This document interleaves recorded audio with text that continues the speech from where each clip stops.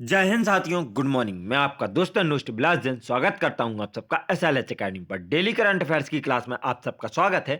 देवियों और सज्जनों, मेरा आप सबसे विनम्र अनुरोध है कि आप सब वीडियो को अंत तक बिना स्किप किए पूरा मन लगाकर देखें, और अगर आपको वीडियो पसंद आए तो प्लीज वीडियो को लाइक करें, कमेंट करें, शेयर करें और चैनल को सब्सक्राइब करना बिल्कुल ही ना भूलें। साथ ही बेल आइकॉन प्रेस कर लें जिससे हमारी लेटेस्ट नोटिफिकेशन आपको तुरंत मिलती जाए। अब आपका ज्यादा समय न लेते हुए देखते हैं आज का पहला प्रश्न। आज का पहला प्रश्न है, निम्न में से किस राज्य सरकार ने हाल ही में वैश्विक फिनटेक हब बनने के लिए फिनटेक गवर्निंग काउंसिल की स्थापना की है? आपके ऑप्शन है ए केरल सरकार, बी झारखंड सरकार, सी महाराष्ट्र सरकार और डी तमिलनाडु सरकार। तो दोस्तों याद रखें कि हाल ही में तमिलनाडु राज्य सरकार ने वैश्विक फिनटेक हब बनने के लिए फिनटेक गवर्निंग काउंसिल की स्थापना की है। दोस्तों तमिलनाडु सरकार ने हाल ही में फिनटेक गवर्निंग काउंसिल की स्थापना उद्योग मंत्री थंगम थेनारासु की अध्यक्षता में की है। तो दोस्तों याद रखें किसकी अध्यक्षता में की है? थंगम थेनारासु की। जबकि मुख्य सचिव B Irai Ambu governing council के उपाध्यक्ष के रूप में कार्य करेंगे। तो दोस्तों गवर्निंग काउंसिल के उपाध्यक्ष के रूप में कार्य कौन करेंगे? B Irai Ambu.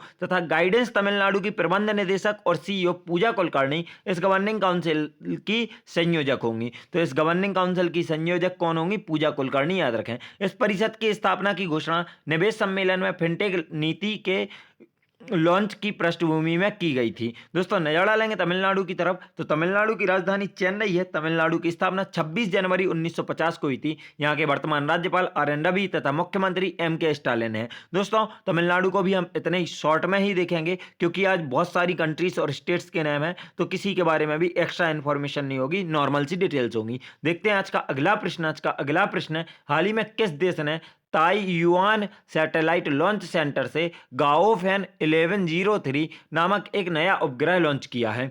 आपके ऑप्शन है ए चीन, बी जापान, सी ऑस्ट्रेलिया और डी अफ्रीका। तो दोस्तों याद रखें कि हाल ही में चीन ने ताइयुआन सैटेलाइट लॉन्च सेंटर से गाओफैन 1103 नामक एक नया उपग्रह लॉन्च किया है। इस उपग्रह को लॉन्ग मार्च 4B रॉकेट द्वारा लॉन्च किया गया है। मोस्ट इंपॉर्टेंट दोस्तों यह नाम याद रखें रॉकेट का, लॉन्ग मार्च 4B। क्यों? क्योंकि रॉकेट के नाम भी पूछ लिए जाते हैं कि यह सैटेलाइट, मान लीजिए आपसे पूछा जाए कि गाओफैन 1103 चीन द्वारा प्रक्षेपित एक उपग्रह है, लॉन्च किया गया उपग्रह है, यह किस रॉकेट से लॉन्च किया गया था? तो याद रखें लॉन्ग मार्च 4B रॉकेट द्वारा लॉन्च किया गया है, जिसने सफलतापूर्वक नियोजित कक्षा में प्रवेश कर लिया है। इस उपग्रह को चांगजेंग 4B, CZ4B और LM4B भी कहा जाता है। यह चीन का एक एक्सपेंडेबल ऑर्बिटल चीन चीन लॉन्च व्हीकल है। इस सैटेलाइट को ताइयुआन सैटेलाइट लॉन्च सेंटर के लॉन्च कॉम्प्लेक्स 1 से लॉन्च किया गया है। नजर डालेंगे चाइना की तरफ, मतलब चीन की तरफ, तो चीन की राजधानी बीजिंग है तथा मुद्रा रेनमिनवी या युआन है। दोस्तों चीन के राष्ट्रपति सी जिनपिंग और प्रधानमंत्री ली काचियांग है। याद रखें। देखते हैं आज का अगला प्रश्न। आज का अगला प्रश्न, निम्न में से किस राज्य में स्थित पाताल पानी रेलवे स्टेशन का नाम बदलकर टांट्या मामा रेलवे स्टेशन रखने की घोषणा की है?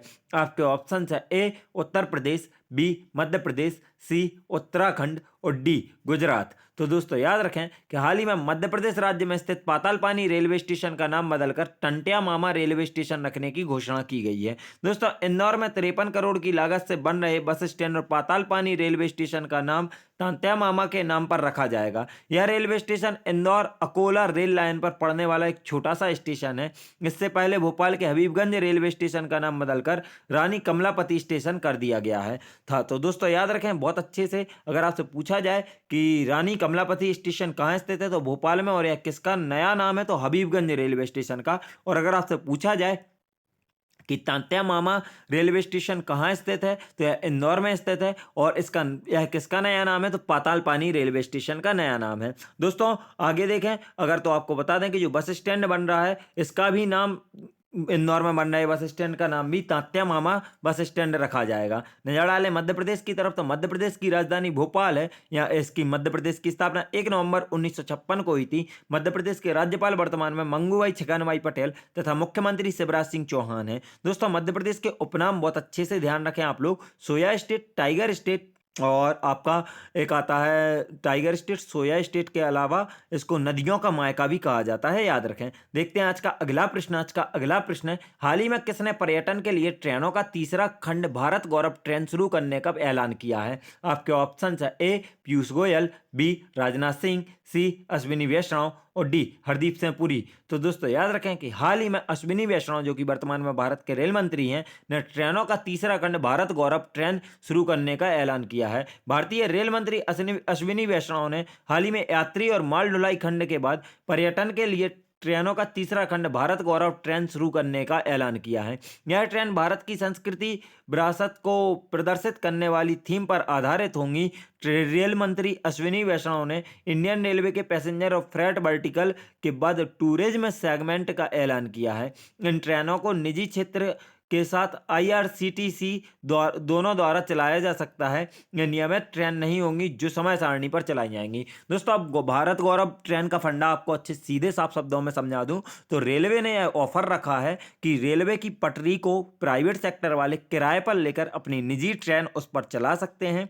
उसका उनको टैक्स देना होगा पटरी का, और जो इससे इनकी इनकम होगी उस पर टैक्स। लेकिन ट्रेन से वो अपने हिसाब से खुद पैसे भी कमा सकते हैं और गवर्नमेंट को भी कमा के दे सकते हैं। लेकिन इनकी जो ट्रेन होंगी प्राइवेट सेक्टर की वह शेड्यूल बेस नहीं होंगी और रेगुलर नहीं होंगी, या किन्हीं स्पेशल जगहों के लिए ही वो चला सकते हैं प्राइवेट सेक्टर वाले, और प्राइवेट सेक्टर वाले अब ट्रेन चला सकते हैं। इसके लिए कई राज्य सरकारों ने भी, क्योंकि आपको पता होगा रेलवे भारत का केंद्र सरकार का क्षेत्र है, तो इसमें कुछ राज्य सरकार के लोग भी, मतलब कुछ राज्य सरकारें भी इंटरेस्टेड हैं और वो अपना इंटरेस्ट दिखा रही हैं कि राज्य सरकारें अपनी ट्रेन चलाएंगी, लेकिन उसको केंद्र को वह टैक्स पे करेंगी उनकी पटरियों को उपयोग करने की। अब दोस्तों देखते हैं आज का अगला प्रश्न। आज का अगला प्रश्न, प्रधानमंत्री नरेंद्र मोदी 25 नवंबर को किस अंतर्राष्ट्रीय हवाई अड्डे की आधारशिला रखेंगे?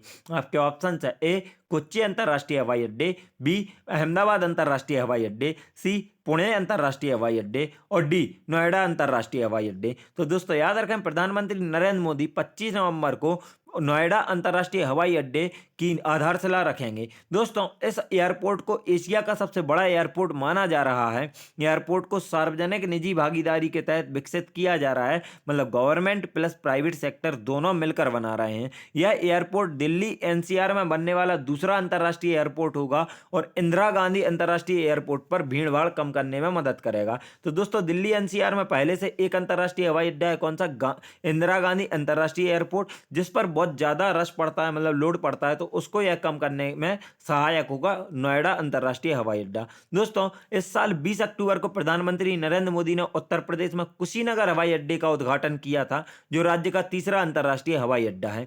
इसके अलावा लखनऊ और वाराणसी में 2 अंतर्राष्ट्रीय हवाई अड्डे पहले से चालू हैं। तो दोस्तों अगर हम उत्तर प्रदेश के देखें तो सबसे पहले से चालू कौन से हैं? लखनऊ और वाराणसी अंतर्राष्ट्रीय हवाई अड्डे। तीसरा बन जाएगा कौन सा? कुशीनगर अंतर्राष्ट्रीय हवाई अड्डा।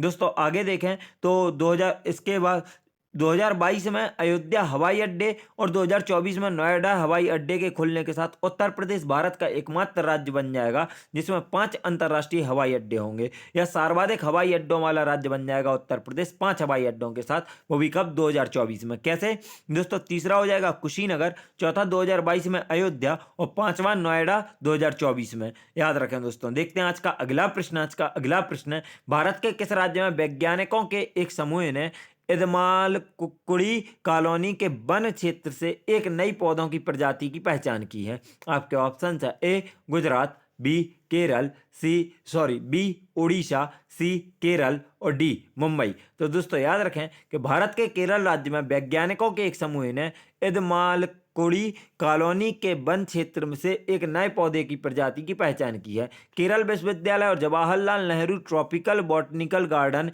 एंड रिसर्च इंस्टीट्यूट TBGRI के वैज्ञानिकों ने इस पौधे की पहचान की है, जहां मुथुवर आदिवासी समुदाय रहता है। इस पौधे की नई प्रजाति का नाम मुथुवर आदिवासी समुदाय के नाम क्रिप्टोकार्य मुथुबरियाना पर रखा गया है। तो दोस्तों याद रखें इसका नाम किसके आधार पर रखा गया है? मुथुवर आदिवासी जनजाति के नाम पर रखा गया है। और नाम क्या रखा गया है? तो क्रिप्टोकार्य मुथुवरियाना नाम रखा गया है।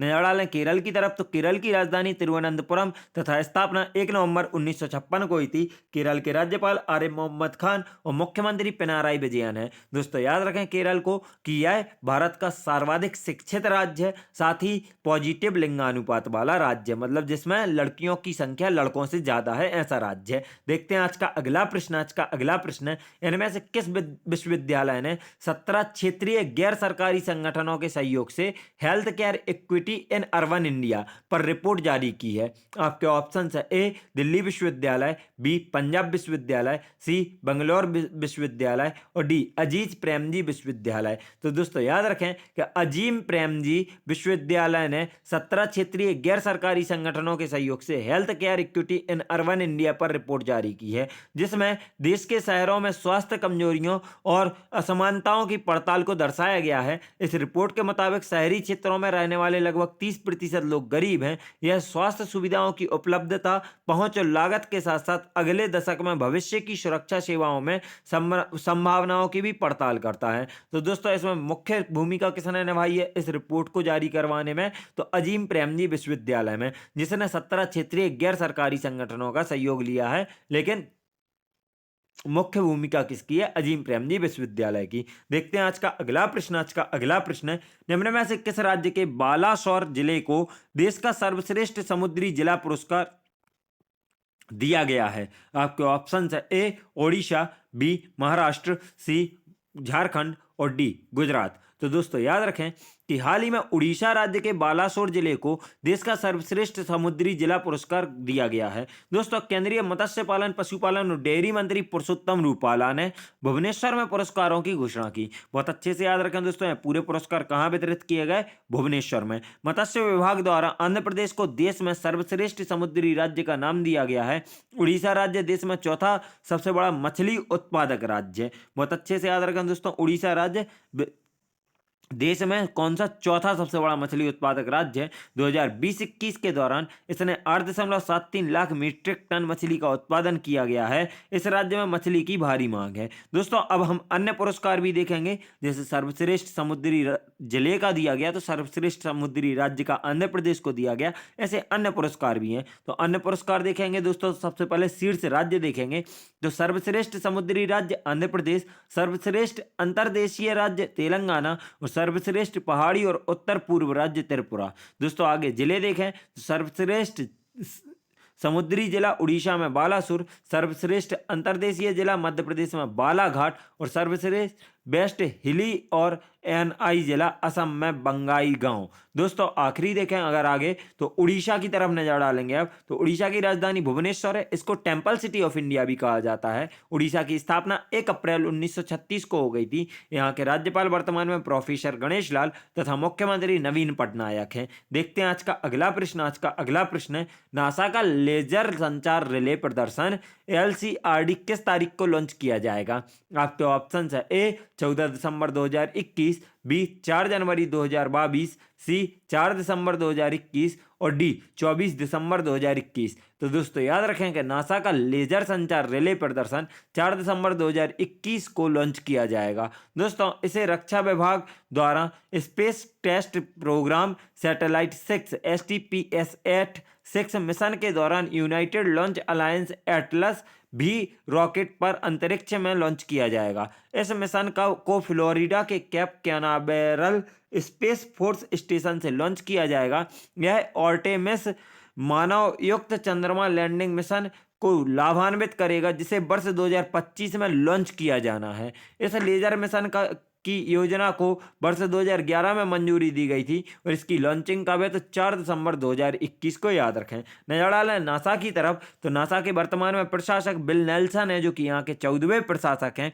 दोस्तों नासा का मुख्यालय वाशिंगटन DC तथा स्थापना 1 अक्टूबर 1958 को हुई थी नासा की, याद रखें। देखते हैं आज का आखिरी प्रश्न। आज का आखिरी प्रश्न है, सूडान में भारत का अगला राजदूत निम्न में से किसे नियुक्त किया गया है? आपके ऑप्शन है ए संजय अग्निहोत्री, बी BS मुबारक, सी मोहन मुबारक और डी अनिल सचदेवा। तो दोस्तों याद रखें कि सूडान में भारत का अगला राजदूत BS मुबारक को नियुक्त किया गया है। दोस्तों विदेश मंत्रालय ने यह जानकारी दी। विदेश मंत्रालय के बयान के अनुसार वर्ष 2001 बैच के भारतीय विदेश सेवा के अधिकारी मुबारक अभी ग्वाटेमाला में भारत के राजदूत के रूप में कार्य कर रहे हैं। इसमें कहा गया है कि मुबारक को सूडान में भारत का अगला राजदूत नियुक्त किया गया है। वे जल्द ही कार्यभार संभाल सकते हैं। तो दोस्तों याद रखें कि सूडान के लिए भारत के अगले राजदूत कौन होंगे? तो BS मुबारक। हमारी वीडियो यहीं समाप्त होती है। दोस्तों वीडियो अगर अच्छी लगी हो, आपको पसंद आई हो या इसका कंटेंट आपके लिए मददगार साबित हो